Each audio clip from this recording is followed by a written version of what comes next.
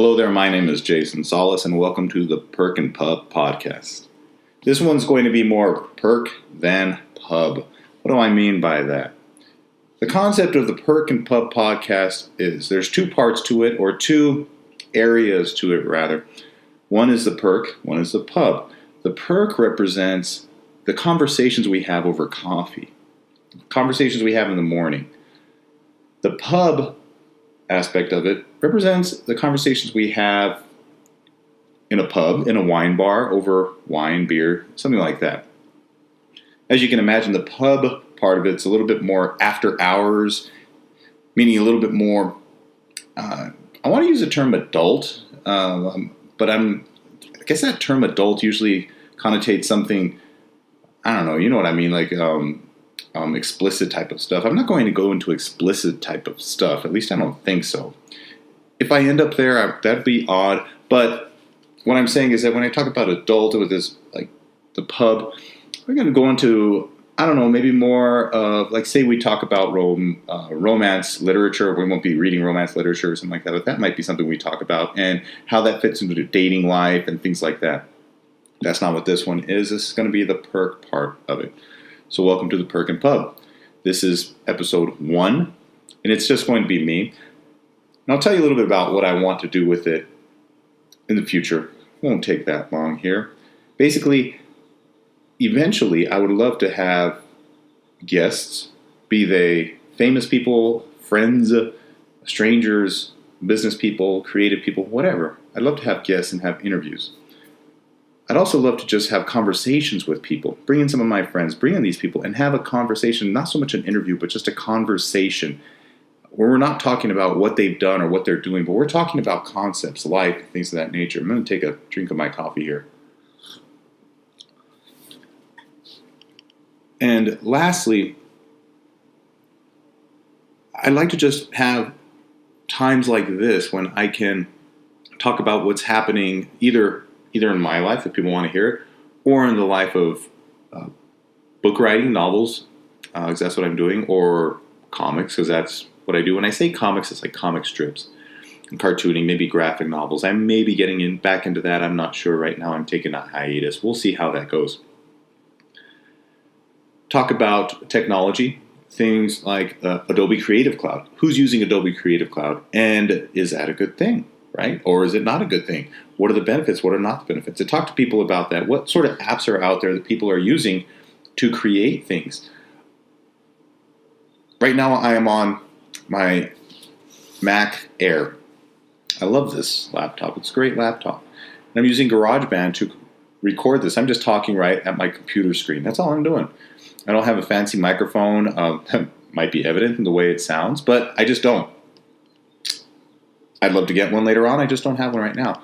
In any case, GarageBand and an iMac will make this, what you're listening to. I looked on apps for storing audio in the cloud, because quite frankly, when you store audio onto your hard drive, it takes up a lot of space. Now here's a sad thing. I've had this laptop for a while. It's got 160 gigs of memory or whatnot. I'm about maxed out. It's crazy. Like, to be maxed out at 160 gigs. Now, I'm an old guy, I guess. I'm 42 years old, because I remember when you get a computer and it says have 3 gigs of memory. You're like, whoa, what? 3 gigs of memory? How can you even fill that up? That's like the world history of 4 different planets or something. No. It gets filled up really quick, especially with my comics. Comics will take up a big chunk of that. A PSD, which is a Photoshop file, it takes up a big chunk. If you have a large picture with a higher DPI, it's going to take up a lot of megs on that computer, and megs add up to gigs. The funny thing is, like I was saying, that I could go out there and probably pay the same amount that I paid for this Mac Air several years ago and get a computer that has a terabyte or 2 terabytes of storage capacity. Isn't that crazy? Moore's Law is 18 months? And yet it seems like we're going faster than that. I was watching a conspiracy theorist. Okay, well, we'll put that out there. I'm a conspiracy theorist, okay? And I think there's two types of people. Well, there's three types of people in the world. There's people who admit they're conspiracy theorists. There's people who don't admit that they're conspiracy theorists, but they are. And there's people who are they're just not interested in it at all. They're just like, oh, you know, when are we watching Little House on the Prairie next? And that's it. Like, they don't question it. Oh, hey, look, the news says that, and they don't care. It's just, that's what it is. That's a fact. So anyways, I was watching this video about how biotechnology is faster than Moore's Law. It's like 4 times faster than Moore's Law. So instead of increasing or doubling in the technology every 18 months, it's doubling every 4 months, which is just crazy. Anyways, that's just going off on a tangent. I'll be doing that in this podcast. I'll go off on tangents. I'll go off on different things. I'll go off on different items, different avenues, different areas. It's more of an exploration of a playground rather than just staying on the swing set the whole time, right? I was talking to a buddy of mine. We were talking about the Joe Rogan podcast, which is just amazing. I mean, it's just amazing. He's gone just amazing with that. It's just fantastic stuff. I was saying that Joe Rogan probably was the guy in school that didn't stick to just the swings or just the monkey bars or just we all went around a little bit here and there, but there are some of us who just like to tour. Just go to all the different ones and talk to the different people and see why they like the swing set, right? That's what I did. I liked going to different places and then seeing what they liked, trying the things that they liked out and seeing if there was any joy in it, and then moving on to the next area, the next little place to play. I had this friend when I was in elementary school, and I can't remember her name, but it was so interesting. Like she was a black girl, and we didn't have many black kids when I went to school. This was in Albuquerque, at least not in my class. I think there was like maybe 2 or 3 at that time. Probably had to have been like second grade or third grade, or no, it wasn't third grade. I know that for sure. Probably second grade or maybe even 4th grade. Anyways, she liked jump rope, and that was back when people would do double dutch. But there was no one really who would do. It wasn't big where we were at in Albuquerque, New Mexico. Double dutch wasn't that big, but I thought it was fascinating. I just thought I'd watch, Sesame Street or something like that, and they'd have the kids, like they show them in New York, and they're doing this double dutch routines, or I don't know what you would call them. These girls would run in between the ropes and start jumping, and then go really fast, and there'd be 2 of them jumping. And I just thought this was, I thought it was just amazing. So anyways, we would go out, like for a spell, she and I would go out we'd grab 2 of the equal length jump ropes and go out there, and she'd teach me how to do the double dutch. Now, she only taught me really how to do the double dutch swinging, because we didn't have anybody else to do that. It was just like, you need 3 people to do double dutch jump rope, and there was just 2 of us. We couldn't find anybody else who wanted to be a part of our little double dutch club. So we needed 3. We only had 2. However, I remember that she had a lot of fun teaching me how to do it, and I had a lot of fun learning how to do it. It's just that, you can only go so long without somebody jumping in the middle. That's kind of what makes it fun, is just having that person jumping and then making it go faster and then changing things around and whatnot. But I remember that, so that was like one thing that I would do, and I'd go to different spots, different places, maybe play some soccer, maybe play on the monkey bars, and ask. I always thought it was fascinating with the kids who were on the monkey bars. They like to hang upside down, right? So I would go and I'd kind of interview them, the different people doing the different things. And I remember talking to some of these kids. I distinctly remember now. I'm 42 years old, like I said. This is back when I was a little kid, in 2nd grade or whatnot. And I'd ask them, like, why do you hang upside down? And they just say, because it's fun. And so I go, I don't understand this. So I get up there, and I was fat. And that's part of it, probably why I didn't like it, is, when I got up there and I hung upside down, and, my shirt would come up, and then everybody see my fat belly. And back then, when you were the fat kid in class, like, everybody kind of laughed at your belly. So I didn't want to show my belly to anybody. And so that part wasn't fun. So even when I tucked in my shirt and I just like would hang upside down, it's just like blood rushed to my head and it just felt bad. And so I just got down and I'd ask them, I said, I just tried this and it's horrible. And they're like, no, it's fun. But, it's trying those things. A little bit more about when I was a little kid, just to share the memories, maybe you have these same memories. One of my heroes when I was a kid was Mr. Rogers, man. Mr. Rogers was the best. I just thought he was awesome. And I liked how he would just go around and talk to different people doing different things, different jobs. And then he would try what they were doing and to see what sort of joy they got from it and what that experience was. And I thought that was just amazing. I thought like Mr. Rogers says, we should all do that. Like, what would we be like if we lived in a world where we actually got to just go and try to appreciate the jobs that other people did, just to do that. Now, we all work a lot, and we don't necessarily have the time. And quite frankly, when people are working, the last thing they want is some nerd to come up to them and say, what's it like to do that? So I don't get to really do that too much anymore. But I say all that because that's the randomness of my mind. That's the randomness of how I go about things. And so I made a podcast episode 000. And just so you know, right now I'm going to get up and go get some coffee because I'm sitting here. Like I said, this is the Perk part of the Perk and Pub podcast, and I'm drinking coffee. This is the type of stuff I'm talking about as I'm drinking coffee. I'm in my chair, and I'll tell you a little bit about that in a second. Let me get some coffee. I'm in my kitchen. I just have a Mr. Coffee pot. Maybe you can or can't hear that. Maybe you don't even care.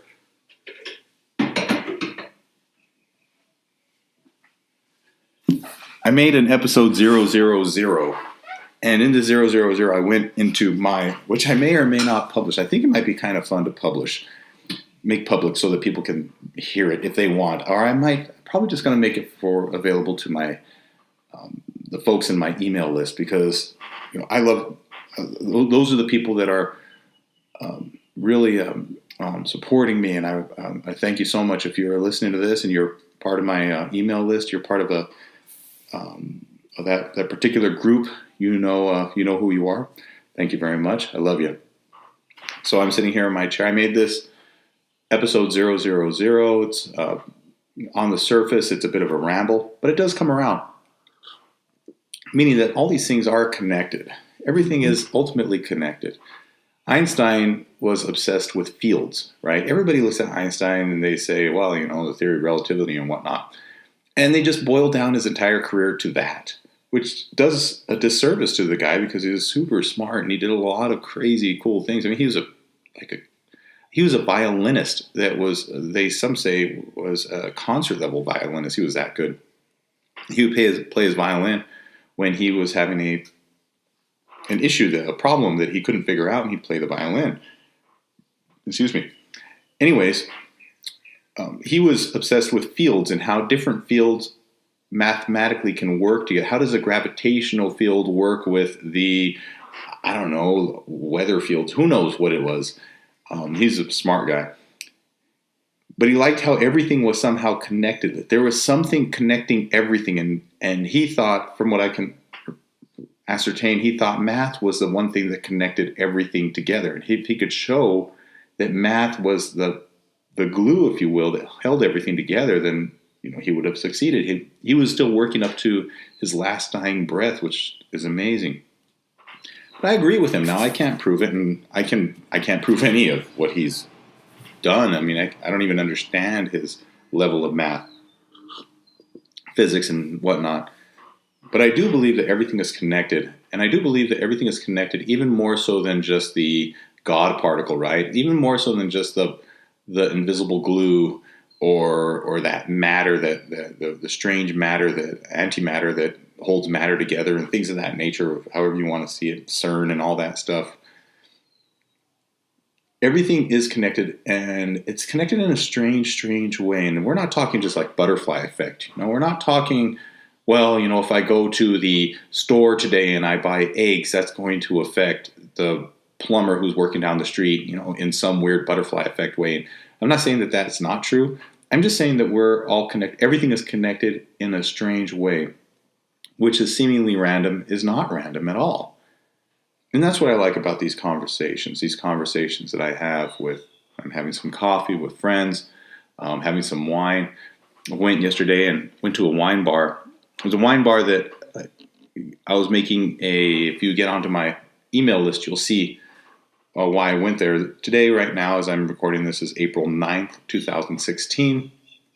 The Sugar Skull Ghost Thief, now that's my novel that's coming out on June 20th. That's a date I'm scheduling for it to come out, 2017. 2017? Where's 17, right? 2017. Yeah. And we went there. I went there to go take some pictures, and we met up. It was me and my buddy Felipe. We met up with one of his friends was there. We didn't plan on it, but he was just there. We had this nice long conversation. It bounced from topic to topic, but each topic was connected by a thread to the next topic. And then they overlapped, and then they wound together and braided, and then they blew apart, and they came back together. And such is the nature of our minds and how we work and how we talk with each other. And that's what I love. So that's what I'm doing with this podcast.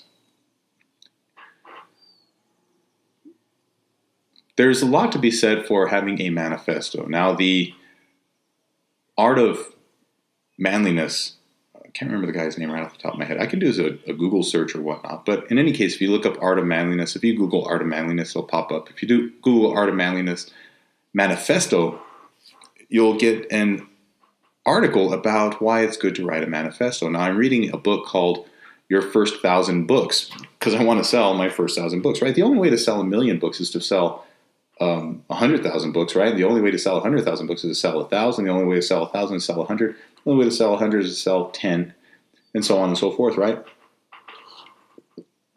The guy that wrote this book, which is a great book, by the way, and I'll put the notes along with some other notes in the show notes, the link rather into the show notes.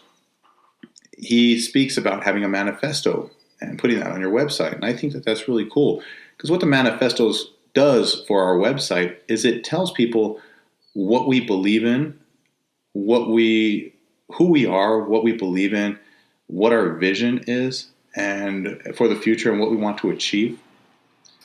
Maybe that's not being as succinct or eloquent. However, I'm still working on it. It gives people an option to spend their time with you or not spend their time with you. And I think that that's respect for somebody who's going to, if you say, hey, check out my website or whatnot, it's read my manifesto to know if you even want to be here. Because we shouldn't be wasting people's time, right? And hopefully you're listening to this and you don't think this is a waste of time. You're thinking, hey, I'm getting something out of this. This manifesto idea, I'm getting something out of this. Maybe I can write a manifesto for myself. Wait, I'm not an author. I don't have a website. You don't have to have a website. You don't have to be an author. You don't have to be some sort of political leader to have a manifesto. But it's good for us to have a document that we can look at and say, this is what we believe. This is what we hope for. This is what we're working for. This is why we're doing what we're doing. So that we know ourselves better. Jordan B. Peterson is one of the guys I like watching and listening to on YouTube. Super smart guy. Personality psychologist at the University of Toronto, I believe. In any case, he and another researcher developed what's called, an authoring, I think it's called like personal authoring or something of that nature. There's like future authoring, past authoring, present authoring, and personality authoring. I can't remember exactly what it is. I'll put the link in the show notes here. Anyways, it is a way for us to see who we are, meaning the past, the present, and the future. Like who are we in the past? Like what are the things that have helped us or hurt us in the past? What are the memories that still bring up emotion in the past? And write these things down. Who are we now? How has all that made us into who we are now? And who do we see ourselves now? And if we can look objectively, who are we now? And then who do we want to be in the future? There's a similar process. It's called the Dickens process. And I was just reading about it in my Tools of Titans book. Now, Tools of Titans is a book by Tim Ferriss. And if you don't know Tim Ferriss, it's worth checking out. Now, Tim Ferriss, he wrote the 4-Hour Work Week. He also has the 4-Hour Body and the 4-Hour Chef. However, what I really think is his greatest work, well, this Tools of Titans, I turn around and I look at it, Tools of Titans is fantastic book. I'll put a link down there. His podcasts are just amazing. He just has amazing podcasts. He has amazing people on there. In any case, in one of his guests was talking about the Dickens process and how this process is, and I want to say it was Tony Robbins, but that's just because I've probably been reading Tony Robbins like crazy. Let's see here. I don't know where it's at necessarily, but I'll put a link to it. The Dickens process is the same thing because it goes by the Christmas Carol. So you have the ghost of Christmas past, the ghost of Christmas present, the ghost of Christmas yet to come. And it's the same thing, and it's an objective look. This ghost takes this guy, Ebenezer Scrooge, and he shows him objectively what his past looks like. Then he shows him what his present looks like. Then he shows him what his future will look like if he continues down this path, from what I remember, right? So we do the same thing. We look at our past. What are the things that bring up emotion in our minds or in our bodies when we think about this thing that has happened to us? Write that down. And Jordan B. Peterson, he puts it better. There's a little video, and you can watch it on his website, where he talks about how once we do that, we take it out of that part of our brain that's causing emotion, and we put it into the other part of our brain that's more rational, it's objective, and says, okay, now what do we do about that experience that we've had?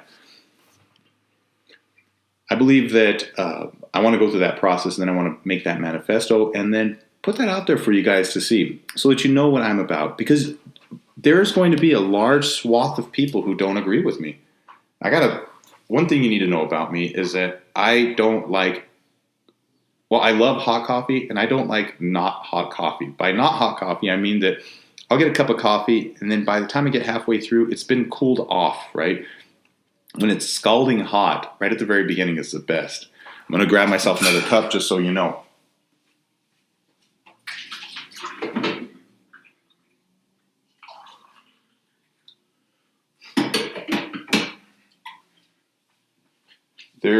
I frequent a lot of coffee shops. There's a coffee shop here in Las Cruces, New Mexico. That's where I live. That's where I'm at the present. It's called Milagro. Coffee E Espresso, and that when I say E, that's actually a Y because we're in New Mexico. Anyways, they pour their coffee, they brew it, and they have them in the little vats, and they just pour it out the bottom. When I get there, or when I have them pour me coffee, I tell them, please put it in a to-go cup and steam it. And they invariably they look at me and they say, steam it, but it's already hot. And I say, no, please steam it, because it's not hot enough, right? And so they'll go and they'll steam it up, and they make it really hot. And then they tell me, are you sure it's really super hot? And I go, yeah, I'm sure. And I take a taste, and yeah, it's super duper hot. And it kind of burns my tongue, but that's what I like. I like super hot coffee. I don't like to get burned. Don't get me wrong. I don't like when it drops on my hand or something like that. But I like knowing that in a controlled container, I can have my super hot coffee. So I'll usually get to a half a cup of coffee, and I dump it out. My favorite place to go is Corner Bakery, and that's because I can always pour my own cup of coffee. And I like to do that. And I like half calf. So I'll pour half calf and then, or half of the decaffeinated, and then fill it up with another, whatever it is, a breakfast blend or baker's blend or hazelnut or whatever like that. Anyways, going back to our personal authoring, or whatever it's called, in our manifesto, my manifesto, your manifesto, we should all do a manifesto, because I think that there's something going on right now where we are not realizing that we don't know who we are as individuals. We can't articulate what we actually like. We can't articulate who we are, what we've done, what's happened to us in the past. Much of what we remember sometimes is clouded or mixed in with entertainment. So our memories, we don't know what our memories are, because we have so many other memories, pseudo memories or quasi memories, I don't know what you would call them, artificial memories that are plastered on top of that, right? So what does that mean? That means that there have been times when I think that something happened to me, or that I had a thought, But it wasn't my thought. It was something that was said on a television show. And that's kind of odd. That's a strange virtual reality memory to have. Now, maybe you don't have that, or maybe we just don't know it, or we don't think it, or we don't see it. I've heard people say things where they remember something that they did, but they didn't actually do it. And I know they didn't do it because, like, I was the one that did it. And it's not like saying, well, that was me and not you. And I know it comes across as that. And of course, somebody can turn it around and say, well, Jason, maybe you're the person that's remembering that you did it and they were the ones that actually did it. But I say, no, but I distinctly know that this one was me. And sometimes I'll actually have the stuff. And I'm not saying that I come up with all this great stuff. Don't get me wrong. But we all do. And there have been times when I remember something and I think that it was me. And I have to say, I don't know where this came from. I want to say it came from me, but it may have been somebody else. And they'll say, oh, yeah, that was me. I posted that on Facebook. And I say, okay, yeah, I get that. Because like I honestly don't know. And right now, to be honest, there's a lot of things that I remember have done. But I don't know if it's me that I have done them, that my friends or somebody else that I knew had done them, and I'm adopting that memory, if you will. I don't want to say taking credit for the memory or taking credit for whatever that was. I know that that's the way it kind of seems, but more like we just adopt that memory, or if it was in a movie and we've adopted that line. What I'm saying is that I think that we're seeing a lot of how shall I say it? Just a strange homogenation of ideas and thoughts and memories that are based around our consumption of entertainment and years and years and years and years of consumption of entertainment that has, and it's also an opportunity cost, is it not? I mean, if we watched, say, 8 seasons of Lost, and nothing against Lost, I watched like 3 seasons or something like that. If you watched 8 seasons of Lost, and let's say there's 20 episodes per season, and each episode is like an hour long, that's like 20 hours each season times 8, 160 hours, right? If my math is correct. 160 hours of watching Lost and not doing something else. Like, what if that 160 hours was spent in, I'm not saying that this is something that people have to do instead of watching Lost, but what would happen if that 160 hours was spent, I don't know, like being a dog walker and getting in touch with people to walk their dogs, right? Not just for the money, but just because you like dogs and you like walking dogs. What are the stories that you would get from that? The unique stories, right? As opposed to maybe this is a horrible term, but like the canned story that is from Lost, that you can only share that canned story with another person, and they both have that canned experience. And everybody has had that canned experience. And there's no unique transfer, or there's no transfer of unique stories and memories. It's just a rehash of the canned experience that we had before. I wonder about that. So I say all that because we don't necessarily know who we are. And we should know who we are. And in fact, we should probably, and me included, pull back from a lot of this entertainment and seek more ourselves. And I'm not trying to be some sort of Zen person, but I think there's a lot to that. You know, we talk about being mindful, and we should be mindful.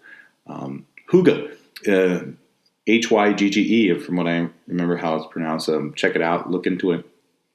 I love that. It's like mindful enjoyment of life, I guess, is how I would define it. I'm trying to do that more. We should do that more. I was just talking to my mom earlier this morning. I try to call her about once a week just to have a conversation with her, just to keep in touch. And she was saying the same thing, that she was trying to do more of that, just more of that living, even if it's the sitting around the proverbial sit around the campfire type stuff. I love that stuff. I want to do more of it. And that's why I'm doing this. Hopefully I can have some people on here. We can have some conversations. I've actually had some conversations with some friends, and they're saying, wow, it's too bad we couldn't do a podcast, because we covered a lot of really cool stuff. We were talking about stuff from Tim Ferriss's Tools of Titans. and how that's impacted us and how it can impact other people. We're not talking about just like, oh, look at me. I just got new glasses. Don't I look nice? Ha ha. No, nothing like that. It's sharing these ideas, not just with each other, but other people may benefit from it, because ultimately that's what we should be doing, right? We should be looking to benefit not just ourselves, but those around us, our immediate circle of friends, our immediate family, our communities, our cities, our nations, the world as a whole. That's a good life lived, right? And it was a great conversation that we had. We just don't have anything to show for it per se. Not to say we're trying to monetize it. It's just that if it were out there and somebody got something from it, hey, that's great. And that's what I'm trying to do with this podcast. If you get something from it, that's wonderful. I may be random. I know. I get it. I'll bounce around from subject to subject.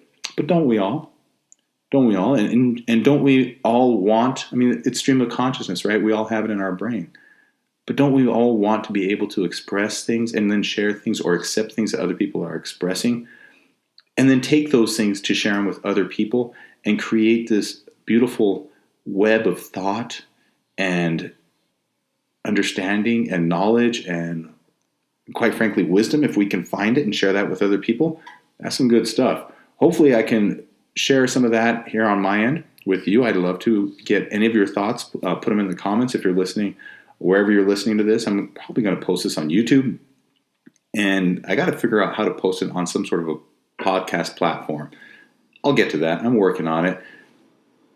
I figure that, hey, just start something and then let it grow rather than make it perfect and waiting to make it perfect. I'm just going to start it. We'll see where I'm at a year from now.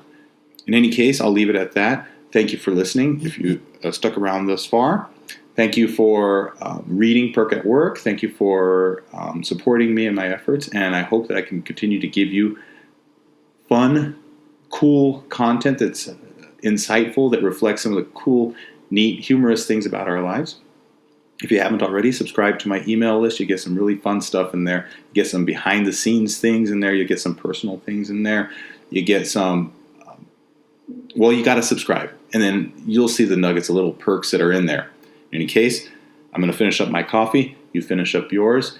Take anything from this podcast, spread it forward. You don't even give me credit. I don't care if there's something that I said that somehow may have sounded original or whatnot, and you want to just repeat it to your friends. Go ahead and take it. Run with it. I don't own thought, if you will. I just like to share it, and if good thoughts can be shared to the world, share them freely. Go ahead. In any case, until next time, my name is Jason Salson. This is a Perk and Pub podcast. We'll see you next time at the Perk and the Pub.